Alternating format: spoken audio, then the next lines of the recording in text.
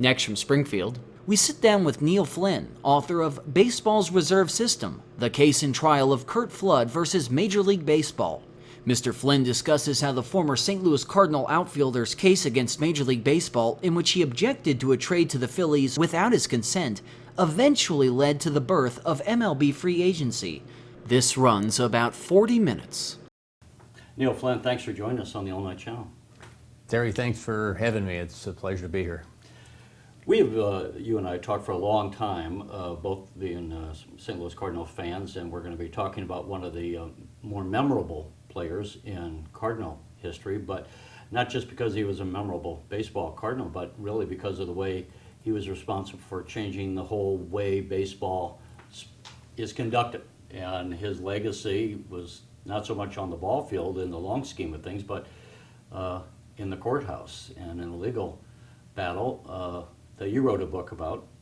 What is the name of your book, and who are we talking about? It has a very catchy title, Terry. It's the case and trial of Curt Flood versus Major League Baseball.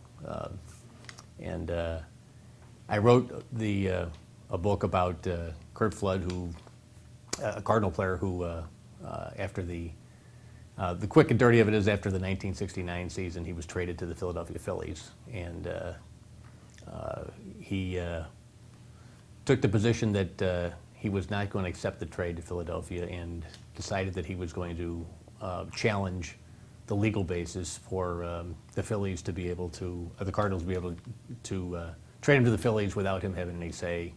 And in so doing, he was challenging what many people in the parlance of the baseball community at that time referred to as the reserve system. So that's what the book is about. It's about his legal challenge, and as you mentioned, about the outcome of it and how it impacted future players and the institution of free agency eventually in Major League Baseball. Yeah, without him, there who knows when free agency would have come along. But let's go back just to remind people, because everyone now doesn't remember the time, or most people don't remember the time when baseball players weren't free agents. It sounds so archaic, but it's almost as if Neil Flynn was signed up by a law firm, and right out of law school, once he was signed by that law firm, he would never be able to go to a different law firm unless the law firm traded him away Right. to a different firm. That's how baseball was operated. The reserve system, Terry, you're right. The reserve system, what was it? And here's what it was in a nutshell. It was a series of agreements. It was a series of contractual provisions. It was a series of practices that the major league owners rigorously enforced for about 80 years. And it was essentially this: whatever team you signed with as a young player, whether it was the Pittsburgh Pirates or the Philadelphia Phillies or the St. Louis Cardinals, whether you were old enough to drink, drive, or whatever, you signed, if you wanted to play Major League Baseball, you had to sign a piece of paper that said that the team that I signed with owned my services for the remainder of my playing days. They could trade you, they could sell you wherever they wanted. But you as a player never had any option to get out of your contract, play a 3-year contract, and then at the end of the 3-year contract, I want to sell my wares, sell my services to the best team. That was not available to you, because the reserve system did this. It said you signed to, if you wanted to step on the field, you had to sign that piece of paper that contained that clause. And the real ironclad third piece was no team, no major league team could talk to you if you had a dispute with your owner. No team could talk to you, and you couldn't go sell your wares or say, hey, I want to come play for your team. That was prohibited. So if you didn't like the contract that the owner was offering you, you had a choice. Your options were you could reconsider and then sign the contract and play, or you could find another way to make a living, but you were not going to play Major League Baseball in the United States of America. And, you know, even baseball players were still paid well relative to the average Joe making a living. I remember Stan Musial, who's certainly one of the best players ever to play the game, retired in 1963. I believe he was making $100,000. Now, adjusted for inflation, I don't even know if it would be $1 million in today's money. It would be close to $1 million, which obviously if you're making $1 million a year, and even in today's money, that's a pretty good living. But when you compare it to what's happened with the ball players of today, where they're making, I don't know, aren't some making as high as $20 million a year? Easily. Oh, easily. You know, I mean, it's even those who were well paid weren't really getting the value of their abilities in a free marketplace. But no question about it, and that was precisely what his argument was, and so he and Terry, to your point you made earlier, the reserve system for baseball, right? The exact equivalent was if I came out of law school and I signed with a firm of Brown, Hay and Stevens or some, it was they own me. If they wanted to trade me to another law firm, great. But as long as I wanted to practice law, the law firm, that's who I had to work for. I want to get in, obviously, to the book, and you go through the case that he brought, but it wasn't the first time that a lawsuit had been brought against baseball. I mean, just so the people know the history of this. I think, was this, what, the third time that the suit was brought? And so did it go up to the U.S. Supreme Court all three times? Yeah, Terry, the legal basis of it was, the quick history is this. In 1922, Oliver Wendell Holmes was at that time sitting on the United States Supreme Court. He wrote the majority opinion in the case called Federal Baseball. 1922, in construing a dispute among the team owners, Justice Holmes wrote an opinion that and the charge there was it violated that the owners were colluding in violation of the Sherman Antitrust Act. In his opinion, Justice Holmes concluded that baseball was not commerce. It was a series of exhibitions, and if it wasn't commerce, then it couldn't be interstate commerce, and if it was interstate commerce, it couldn't be covered by the Sherman Act. So from that case, baseball was exempt from the Sherman Act. Then 53, the second time, was a New York Yankees player, George Toulson, was a minor league player with the Yankees. And as you recall, the 50s, the Yankees had some pretty good teams in the 50s. You know, I remember as a child, when I was first coming to consciousness and learning a little bit about baseball, questioning why was it that the Yankees were automatically in the World Series every year? They were Which good. it seemed like they were Yeah, in the they were. 1950s. They were. And George Toulson was in the minor league system he was a pitcher in the New York Yankees system, and he wanted to go play for another team. He said, I'm never going to get out. I'm never going to be able to play because Because their team was so good. Their team He was was so a good. good player, but he wasn't good enough to get played. he was never going to crack out to go up to the majors. Exactly right. So he filed a suit and said, hey, this violates the Sherman Act. This is a agreement here which constitutes collusion among the owners to limit my ability to go earn a living. Long and short, in 1953, the United States Supreme Court came back and confirmed, or affirmed rather, the 1922 decision and said baseball is exempt from the Sherman Act. Let me jump in just a second. You know, we've heard terms of justices pulling concepts out of thin air. We've in different. Right. But how is it even possible? Oliver Wendell Holmes, one of the most noted justices to serve on the U.S. Supreme Court, how could anyone with half a brain come up with the idea that baseball wasn't commerce when you're obviously engaged in commerce in 100 different manners? It sounds like you read the brief of the losing party in that case, Terry. But was there any legal basis for that decision, or was it that he just wanted to force baseball to be exempt? It's a great question, and to be fair on that, in 1922, at that time, the cases, there's a pretty good argument about the cases about what constituted commerce. And for instance, farming was not deemed to be commerce in 1922. That changed obviously in the 30s. So while Holmes is, I think, correctly criticized for his, hey, this isn't commerce, it wasn't completely out of whack with contemporaneously decided cases in the 20s as to what constituted commerce. But it was a stretch. I suppose we could spend a whole hour on this conversation, but in essence to say that the law is not necessarily the law just the way it's written, it's also the law in the context of its times. No question about it. And so to that end, baseball, which had, I don't know, started what, in the late 1880s Yes. or early 1890s, That's right. I guess was still deemed to be somewhat of a gentleman's sport or something along those lines. Huh? The national pastime, as it became known. And Terry, to pick up then, so you had 22, 53, and then in very short order from 1955 to 1970, which is when Curt Flood filed his suit. In that 15-year period, The federal courts now were hearing other cases, and they had now consistently ruled in a 15-year period that, unlike the Oliver Wendell Holmes decision, unlike the federal baseball decision, unlike the Toulson decision, that professional football, professional hockey, professional boxing, the theatrical performances, they were not exempt from Sherman Act, and they were subject to federal antitrust. And so by the time Curt Flood's lawyers eventually got to filing the suit, the world of the law on that point, which had changed dramatically. The courts were now consistently ruling, and the Supreme Court of the United States were consistently ruling that these other professional sports, unlike baseball, they were subject to the antitrust. So the world was changing in that 15-year period. Well, and just as a quick aside, even in our own time, I mean, it was just, what, a month ago or so that, I mean, here we have the NFL, which makes millions and millions of dollars, was a nonprofit, and we might, all of us might scratch our head on that one. Right. How could you be a nonprofit? Exactly.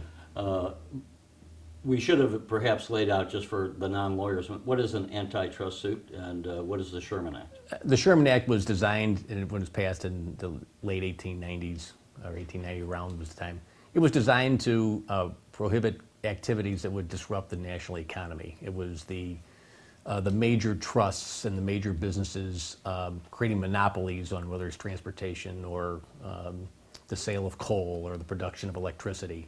And so the Sherman Act was designed so that the courts and the federal government had the ability to break up monopolies because they were disruptive of the national economy and to allow there to be fair competition. So as it related to baseball, the argument was you had and one of the aspects of antitrust is if you get a group of owners or people who are in a monopoly of a certain market or a certain service or a certain product, that they get together and they control the market and they make the rules themselves and they set prices and they limit competition by people being able to go to 3 or 4 different teams and sell their wares. They limit. So the argument, the connection was that the collusion among the owners of the teams is what constituted the antitrust or the anti-competitive and the monopolistic aspects of the Sherman Act. So let's get to Curt Flood just for a moment, and then we'll get into the legal case. So Curt Flood was a center fielder for the St. Louis Cardinals. I think he came to the team around 1958, was it? That's exactly right. Exactly right.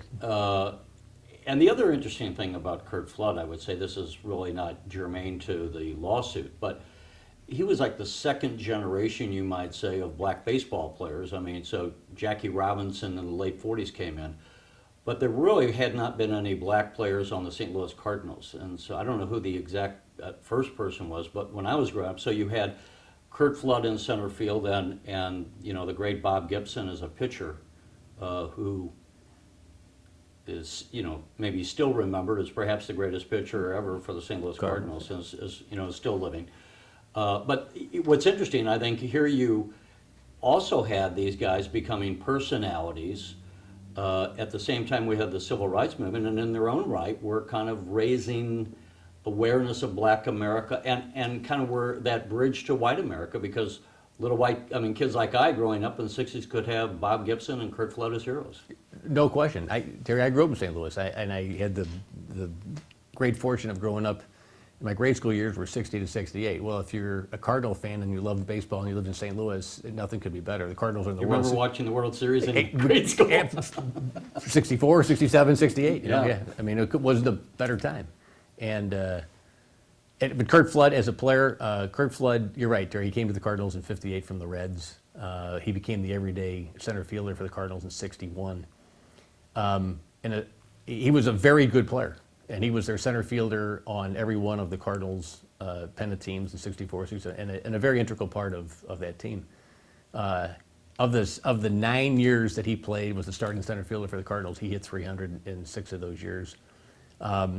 A very good player. He was a number of times also on the All-Star team. 7-time Gold Glove winner when they'd meant something. And you got to remember, he was a center fielder at the time when Willie Mays was playing, and many looked at Curt Flood as the best defensive center fielder in Major League Baseball at the time, in the National League. So he was with the Cardinals. They win they were in the World Series. They won the pennant in 68. They lost the World Series. But then he played the 69 season with the Cardinals. That's right. and was traded to the Phillies at the end of the season. At the time, he was only then, well, he wasn't, I forgot, he was maybe 30 years old. 31 years old. approximately. He was 31 years old. So he refuses to go. Why did he refuse to go? Why did he decide, with the great career that he had established, that I'm going to buck Major League Baseball? Why did he? A lot of speculation, and read quite a bit about. Some suggested that Curt Flood didn't want to go because he didn't want to go to Philadelphia. I think the better side of all the points that I've read in biographies and interviews is that may have been a part of it, but he was personally offended. And I think, Terry, part of about the Curt Flood suit is you've got to put it in perspective. Is this was the 60s. And he was a black man who was looking at the lily-white baseball establishment and was offended. He was, if you look at his history, he was active in the NAACP. He was, you mentioned Jackie Robinson. Jackie Robinson was his hero. Muhammad Ali. He recognized with it, and it was the 60s. And when he filed his suit to make the point, perhaps a little finer point, is he filed suit and said, yeah, this collusion of the owners and I have no say in where I'm going to play violates the Sherman Act, but it also is tantamount, and this is what he wrote in his suit, it's tantamount to slavery. It's peonage. And a white player would never have entered his psyche. And this was 1969. Can you imagine? The outcry was outrageous. Yeah, and obviously racial tensions were really heightened. We had a number of riots. We had Watts in 65. Absolutely. Martin Luther King was assassinated in 68. And we had the riots across the country in a variety of cities.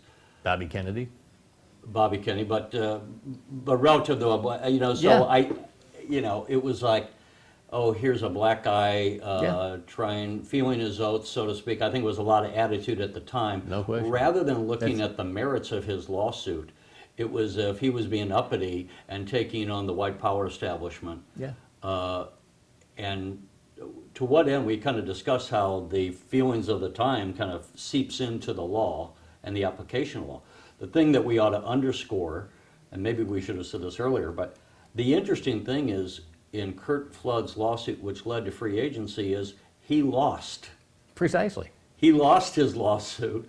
And so we come to the 1970 lawsuit. We talked about the 22 and the 53 decision? 53, Toulson. So we come to the 1970 case brought by Flood, and they say, no, you're obligated to go to Philadelphia. You don't have a case. Right. So let's get into that now. Which is what your book is about, on the legalities of that case. And Terry, when I started doing the research, here's what I couldn't find. I found a lot written about the result, a lot of analysis of the Supreme Court's decision, a lot. What I couldn't find was anything that I could read about what happened at the trial. And what I did find out was the trial was 15 days in length, which is a long time for a trial. 2,000 pages of exhibits, or 2,000 pages of transcript. That's a long time. Who were the witnesses? There were 22 witnesses. And what was the defense that the owners put on to this pretty egregious system? And Bowie Kuhn was the commissioner. I was fascinated by it. So what I decided to do what I tried to do with the book was not rely upon other people's analysis of antitrust analysis or here's what the Supreme Court did, but to go back and take a look at the record itself and to try to see what was argued, what wasn't argued, and what these witnesses testified, what was the defense raised. And it was a fascinating read. And there's a whole lot about, I spent the time in the book, but to your question about, you're right. While Curt Flood's name is associated with free agency and playing an integral part in players attaining free agency ultimately in 1975, you're absolutely correct. He works his way, loses his career, and he gets up to the Supreme Court 2 years later in 1972, and the Supreme Court of the United States in a 5-3 decision says, yeah, it is pretty egregious, and really, it's kind of this. We're not telling you it's different than football. We're not telling you it's different than basketball, but baseball's kind of this magical national pastime thing, and it's really up to Congress to change it. we're not going to reverse ourselves. And Terry, the opinion itself is legally indefensible. You scratch your head thinking that They didn't really rely on the law. They just relied on their own biases, baseball fans, not to rock the boat.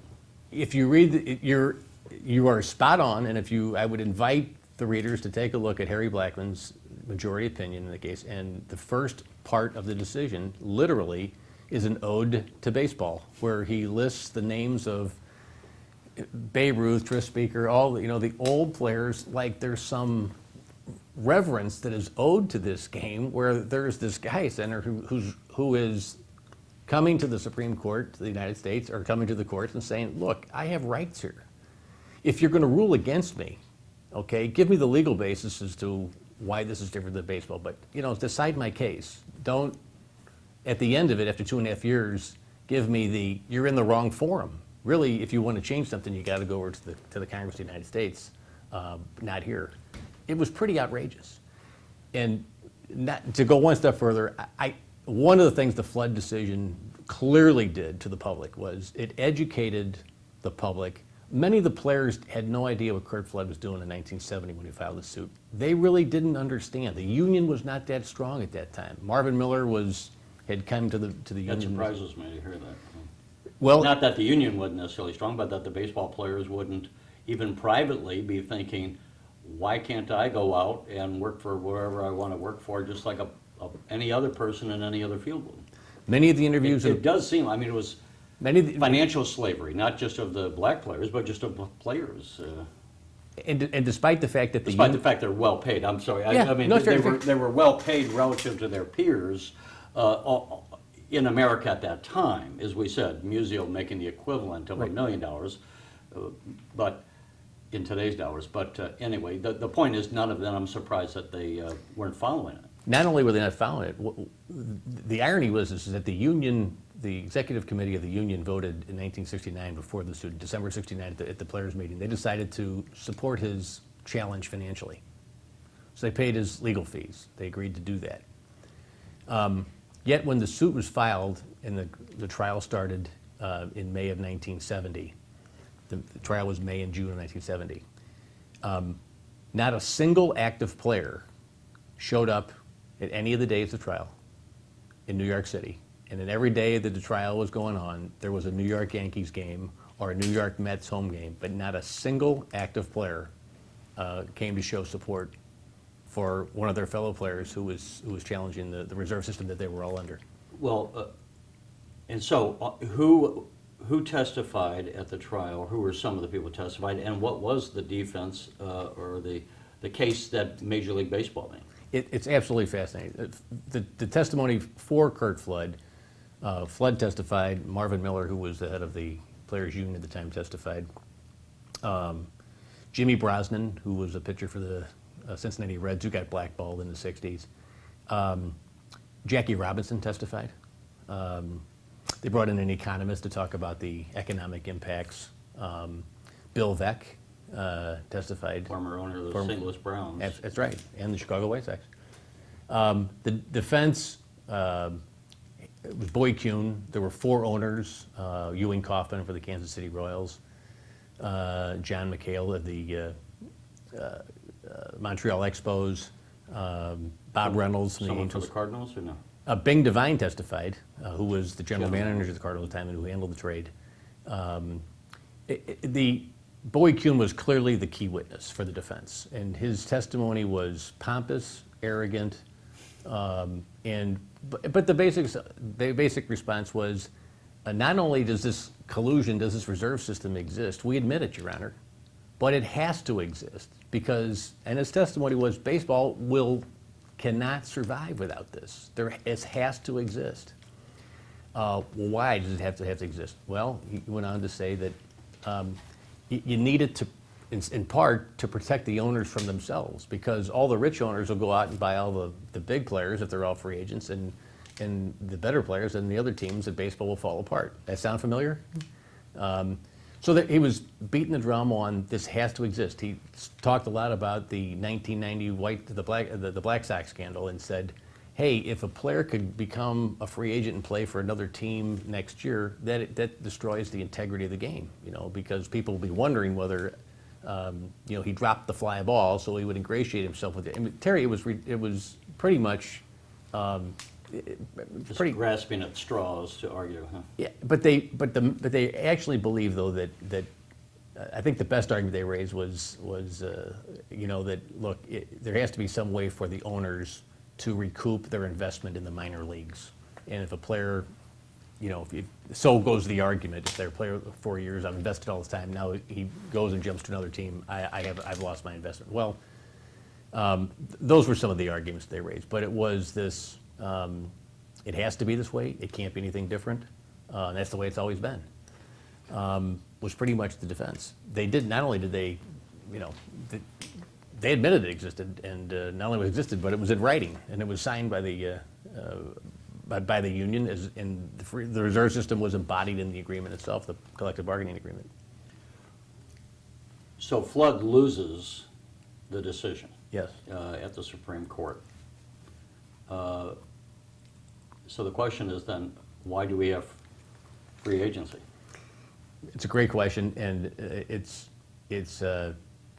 Curt Flood clearly put in motion a couple of things. One is the public woke up, and players woke up, and it became a rallying cry for the union to say, I never really understood how our contracts work and what our relationship is and what our rights are and not under our uniform players contract.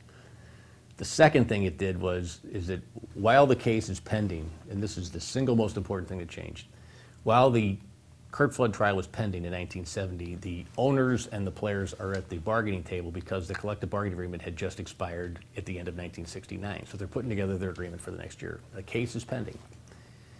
And in that series of back and forth, and the owners knew Flood's case was pending, and they were scared.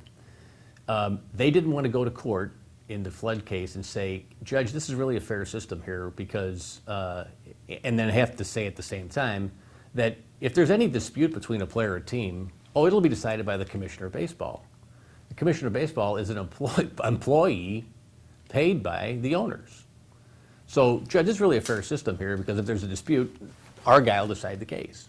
So the point I'm making is that they were able to negotiate in the collective bargaining agreement in 1970 that there now were going to be a certain number of grievances that would no longer be exclusively decided by the Commissioner of Baseball, but rather there was now going to be a certain amount of grievances that would be decided by an impartial, independent arbitrator. And that got tucked in the 1970 agreement.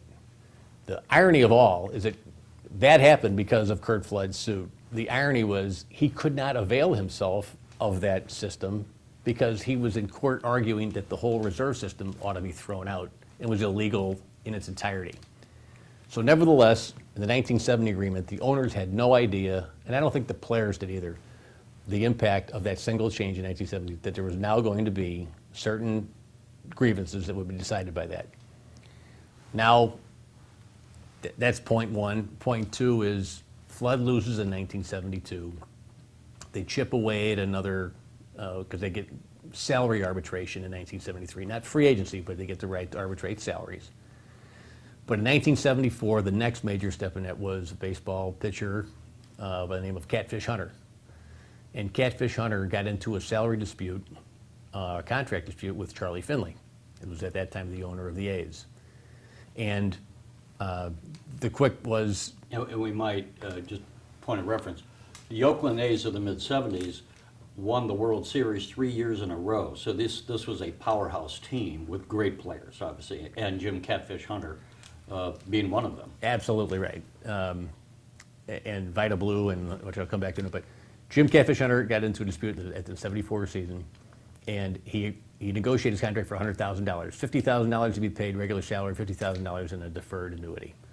Well, he found out during the middle of the season, for some reason, that Finley did not buy his deferred annuity. So he went to his union, and the union wrote a letter to Finley and said, hey, you've breached your contract here, and under the contract, you got 7 days to cure this. You got to buy him his annuity.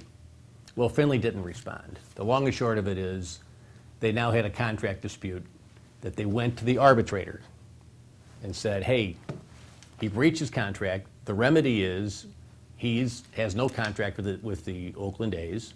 He's a free agent. Of course, the owners went berserk, right? Well, here was the difference. In the old days, that dispute, whatever it was, and this one would be decided by the commissioner of baseball. What do you think he's going to do? That wasn't the case now.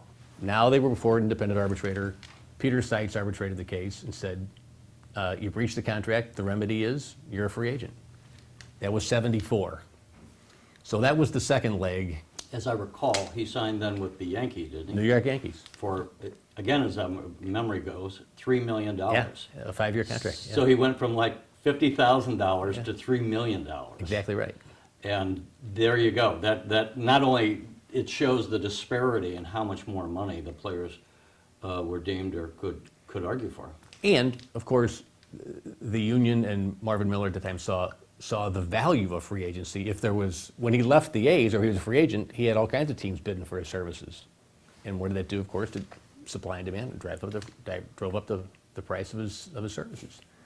So now that's 74, and then 75 is was the crowning blow, was the Andy Messersmith case. And a little bit about that case. So, but for Charlie Finley, not, Charlie Finley. what do you call it? Not a technical error, but just being Charlie Finley. lazy, and just being Charlie Finley, and I don't have to kiss anyone's ring. He opened the crack in the door through which the flood came. Exactly. And what was the Messersmith case? The Messersmith case was the next season. Andy Messersmith was the star pitcher for the Los Angeles Dodgers, and in '74 the Dodgers won the National League pennant and lost to the A's in the '74 World Series. But at the end of as I said earlier, the old days when you signed a contract, there was the clause that said, if we can't come to an agreement, all the owner had to do was deliver the uniform contract to you by March the 1st of the playing year, and if you didn't sign, you couldn't play. Well, in the old days, the players really didn't know any better. The union hadn't gotten very strong, and so the players either they were not going to let me on the field, or I got to sign this piece of paper. Well, the players would sign it. What was different in Messersmith was when the union got a little bit stronger, they looked at that contract language a little more carefully, and they said, what it really means is, if we can't come to terms for a year, I'm going to deliver this contract to you, and the terms are renewed for an additional year. So it was a renewal of the option year. But because the players in the past would always sign the agreement, they kicked that clause in again every year. Well, Messersmith, with the help of the union, decided that he wanted to negotiate a no-trade clause for the Dodgers. Walter O'Malley told him, no way. So they delivered the contract to him for the '75 season, and he didn't sign it. And they said, well, we're renewing you, and they paid him the salary that they agreed to. So he played the entire 1975 season on the renewed contract year for '75. At the end of the '75 season, October, the Dodgers came to him again. He had a very good season. They said, here, Andy, here's next year's contract. And he said, what is this? And they said, well, we're going to renew it again. And he said, no, you already did renew it after the '74 season. I pitched, I performed, and you paid. The 1 year is now over. I am now a free agent. And they went berserk. They said, oh, we've never construed the contract that way. That's craziness. Well, guess what happened next? They went to the arbitrator. So in November and December of 1975 in New York City, the arbitration case of Andy Messersmith was arbitrated. And Peter Seitz, who also decided the Catfish Hunter case, construed the language of the contract to say it's a 1 year renewal, and he played out the 1 year, and you performed and you paid, and the season's over, and there's no longer any contractual relationship. And Terry, at that point, then the players knew the way out, and it never would have happened but for, again, the Curt Flood suit, the independent arbitrator, and Peter Seitz construing the construing the contracts in a fashion where now the players knew a way out of this contract that up to this time had been bondage for all of their playing days. And they got to the table in 1976 after the litigation was over and negotiated what is today essentially a collective bargaining agreement where players, after a certain number of years and certain other conditions are present, can become free agents. Yeah, on a small thing. So when they come out of going back to our earlier point, when they come out of the farm system, are they required to play with that team then for a certain amount of years? Today, or you talking Today.